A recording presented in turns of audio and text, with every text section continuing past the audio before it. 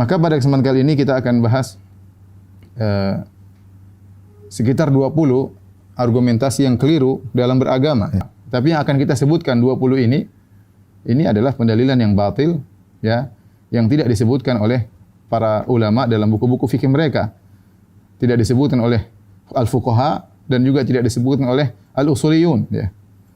Hanya tersebutkan dalam sebagian buku-buku sufiyah misalnya, ya, atau buku-buku yang lain yang bukan merupakan buku pendalilan secara syar'i.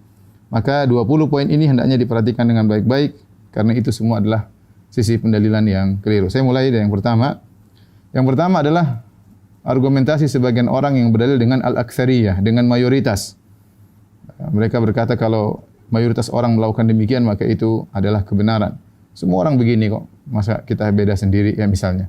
Kedua adalah berdalil dengan mimpi, ya, berdalil dengan mimpi, ya, atau menafsirkan dengan mimpi, atau bermimpi ketemu Nabi sallallahu alaihi wasallam, ya. Ini semua bukan metode pendalilan.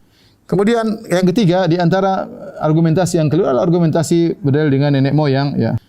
Kemudian yang berikutnya di antara pendalilan yang keliru adalah berdalil dengan harta yang banyak. Sebagian orang terpukau menjadikan barometer kebenaran dengan kebanyakan harta. Ini yang kelima adalah cara berdalil dengan keberhasilan. Yang berikutnya yang keenam, seorang berargumentasi dengan kesalahan sebagian ulama. Ya. Kemudian di antara argumentasi yang keliru, yang ketujuh, berdalil dengan akal. Kemudian berikutnya yang kedelapan, di antara argumentasi yang keliru adalah berdalil dengan hadis dhaif. Yang kesembilan, berdalil dengan si fulan adalah wali. Kemudian di antaranya yang ke-10 adalah berdalil dengan perkataan falasifah, ya. Sebagian orang, ya, tatkala masalah asma wa sifat, mereka berdalil dengan perkataan orang-orang ahli filsafat, Aristoteles, kemudian Plato, ya. Kemudian dianggap perkataan ahli-ahli filsafat tersebut suatu kepastian hukum yang absolut. Ya, dan ini tidak benar, ya. Kemudian berikutnya yang ke-12, berdalil dengan kebenaran seorang dengan dia terselamatkan dalam suatu kejadian. Kemudian di antara argumentasi yang keliru adalah mencampurkan kebenaran dengan kebatilan agar laris.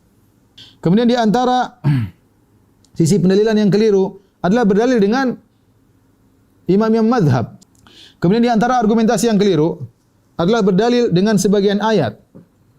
Kemudian ayat yang lain dipotong, dan ini sering dilakukan oleh orang liberal. Baik, kemudian di antara argumentasi yang keliru yang nomor 16 adalah berdalil dengan mutasyabihat untuk menjatuhkan yang muhkam. Contoh, kita tahu dalam Al-Quran ayat muhkam banyak. Ayat muhkam bahwasanya Allah di atas banyak sekali, ya. Ar-Rahman al-'arsy istawa, banyak sekali. Kemudian mereka datang dalam satu ayat, misalnya wa huwa ma'akum aina ma kuntum. Allah bersama kalian di mana kalian berada. Ini ayat ini satu mereka pegang untuk mentakwil seluruh ayat yang muhkam. Contoh argumentasi yang keliru adalah berdalil dengan sebagian dalil dan meninggalkan dalil yang lain, ya. Yang ke-19 di antara argumentasi yang keliru adalah berdalil dengan pengalaman, ya. Pengalaman. Yang terakhir yang bisa kita kumpulkan pada kesempatan kali ini adalah berdalil dengan di antara kesalahan berdalil ini pendapat orang tua, ya. Ini pendapat senior. Kita bilang bahwasanya tidak ada pentarjihan dengan sisi senioritas. Apa yang bisa kita sampaikan pada kesempatan kali ini tentang 20 argumentasi yang keliru dalam beragama. Semoga kita terhindar dari 20 argumentasi tersebut karena semuanya salah dan keliru.